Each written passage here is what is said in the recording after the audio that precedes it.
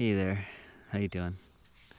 I thought I'd come on here and talk a bit about the process that I went through with my brother to get to over 1 million subscribers. And I learned a lot along the way, and there's a lot of pitfalls, there's a lot of things that I would not have done again. I mean, I'm grateful for the whole situation, but there's a lot of things, had I known, had this experience, I would not have done. And if I can share that with you and it can just help you avoid some of the same pains, you're always gonna have your own pains, but if it can help you avoid a few things, that'd be great. And now, first off, anytime I tell someone that I'm a professional YouTuber, that's a weird way to say it, but anytime I tell someone that I used to make all my money, and I guess still do on YouTube, they're kind of like, what? How do you do that? Tell me, how do you make money? How much money did you make? How do you survive like doing this online thing? I think it's like this great mystery to most people. And I get asked a lot. I also do a lot of consultation for brands and YouTube channels, and not like big brands, but if somebody has like a small whatever brand and they want to grow their following massively and they want to do it authentically, I mentor people and I help them do that so they can actually create a channel from their own voice and not avoiding a lot of the pitfalls and stuff. So that's one of the reasons I want to make this video. If you're interested to learn more, you can always reach out to me at youenjoylifemusic@gmail.com. But also I hope watching this video will just give you some kind of insight into what it's like to be, not just a famous YouTuber, but the process of getting a lot of subscribers and how to do it in a way where it really feels authentic to you. If you don't know, my brother and I started this channel called Brothers Green Eats. It's about like 7 years now. Wow. Whoa. Maybe even more. But over time, we grew our channel to a large following. By the time I left, we had about, I think, 1.4 million subscribers and, however many 100 million or whatever views. We had some viral videos, anywhere between, 1 and 5 million views, and a decent amount of them. And we were mostly in the cooking space, so we were making a lot of cooking content, creative cooking content. And it was a time when it just felt so like new to be a YouTuber. It was still this new thing. Like we kind of started in the phase where people just started making money. And because of that, we had to learn a lot. And working with brands and having our own TV show on MTV and having an agent and doing all these different things, we had to kind of figure it out on our own. There was no rule book for it. It was kind of like the wild, wild west. And granted, the internet's always changing. A lot of things I think that I'm going to share here make a lot of sense no matter what situation you're in, if you want to grow a following. So first off, when people come and they want to consult with me and they say, wow, you had over 1 million subscribers, I want to know, how can I do that? Or how can I have a video that hits 1 million views? How can you guarantee a video to go viral? And the first thing I say is, if your reason for working with me is that, then I'm not going to work with you. Because, that sounds silly, but the truth is, like, if your intention to get into making YouTube content is to go viral, I have no interest in helping out in that way. Now, the reason I titled this video "How to Get 1 Million, whatever," is because I think there are ways to do it that ultimately make sense. But if your goal is the number, right away you've already lost me and you've lost yourself probably. So it's the same thing. There's something about 1 million. I don't know why it's changing. 100 million. $1 million. There's something about this million that people love. It's like, how many times have you thought, maybe if I just had $1 million, how much better my life would be? I know for me, there was always this number, this million. For some reason, something about 1 million just felt good. What I've come to see is that the actual number, the amount of subscribers, the amount of money you have, the amount of views that video gets, is irrelevant, because there's no intrinsic value to that number. That number does not mean anything. I know channels that have a huge following that don't make that much money, and then I know other channels that have small followings but make more money than the bigger channels. And when I started looking into why, it became very clear. So in life and in anything you're creating, from my experience, if you're passionate about something and you really believe in that thing, over time you will find a way to make that work for your life. It doesn't mean you're making millions and billions of dollars. Maybe you do, maybe you don't. But you will find a way to live a good life doing and sharing what you love. If your intention going into creating YouTube videos is to make a lot of money and to have a lot of subscribers and to be famous, well, you're going to end up just feeling empty and hollow inside. I can almost promise you that. For example, I've had people come to me, and I'm gonna make this example up, but this kind of thing happens a lot, where someone will come to me and say, "Hey, I've got this great idea for this YouTube channel, and bro, we should do this like stoner cooking show." And first off, I'm like, "We already did it. Sorry, get the hell out." No, I'm just kidding. But people come to me and be like, "Yo, I got this great idea for this cooking channel, and it's called like the Badass Kitchen, and I'm gonna like dress in leather, and I'm gonna make these crazy awesome recipes, and people will love it, and I know it's gonna go viral because this works really well on the internet. Blah blah blah blah." That might be true. You might make the Badass Kitchen, you might do the videos, and you might go viral. However, you need to ask yourself, in 3 years from now, am I still going to be that person? Am I still going to want to do those things? Now, of course, in life, we're always changing and we're always growing, and there are ways to evolve your channel over time. However, if your intention is to do something that's not authentically you, and because YouTube to me is a much more authentic platform than like TV in a lot of ways, you're actually getting to share like real from the heart.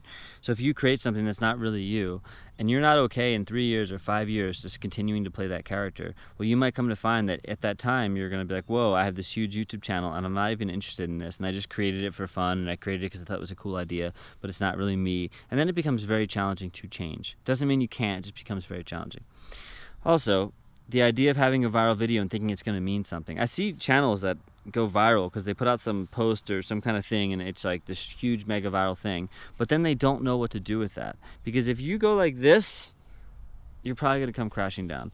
What I found with Brothers Green is like, we started our channel, it was this very slow climb, and then we come out with a video and it's like a jump, and then we keep going slow, and then there's another jump, and it's like this very slow climb with these like incremental like shoot ups. Whenever a viral video came out, we shot up, and it was a little bit intimidating. The first viral videos Mike and I ever did, he did one on like 5 creative ways to use pancakes. I did one on this egg, and his video was really produced and really well done, and mine was literally, I just like woke up in the morning and had this idea and was filming. It was like a minute-long video I filmed on my phone, and they both went viral. They both got over 1 million views. And that was just kind of like this, whoa, okay, maybe it's not necessarily so much about the content as like hitting the right moment and just being present with whatever you're doing, because you can't know what's going to go viral. And yes, there are companies that will tell you, pay us this and we'll make your video go viral, and it doesn't mean that they can't. But again, like that actual meaning of going viral doesn't really do that much unless you actually know what you're doing and know what that's going to mean. I remember when I put out my series, How to Live on $3 a Day, and that was our first like big viral video where there was like getting articles and interviews, and we got millions and millions of views. And I just remember like our channel like went from, I think it was like maybe 200,000 to 400,000 subscribers like in a week or something. It was insane. Like we doubled our audience overnight, and it was really intimidating because suddenly we had all these people that had been following us for a while, and now half of our audience is completely brand new, and all they wanted, it seemed at first, was like these $3 budget stuff. And I had a choice to make. I said, I can either keep doing this $3 thing and milk it for all it's worth, which I could have created a whole side channel about how to live on $3 a day, and I had a whole list. I had all these ideas. I've written bajillion cooking video ideas of how to live on $3 a day here in this country, in that country, and let's compare. And then I realized, what, I got to move on, because I can't become that guy. And maybe our channel would have done even better and bigger in some ways, but I knew authentically to me, I like to keep trying new things and changing and growing and evolving. And I think that is a huge piece of YouTube. So instead of saying, hey, I want to start a channel and I want to become famous, I would say this. This is maybe the whole advice in the video. Figure out who you are, and that can be a lifelong process, but figure out who you are in this moment and what you want to share and how you can share that the most authentically. Maybe you're really into camera gear and filmmaking and you want to do this beautiful like B-roll and cinematic thing, or maybe you're just really passionate about talking about life and work and woodworking, whatever the thing is, and you just have a cell phone and you just want to turn it on and talk.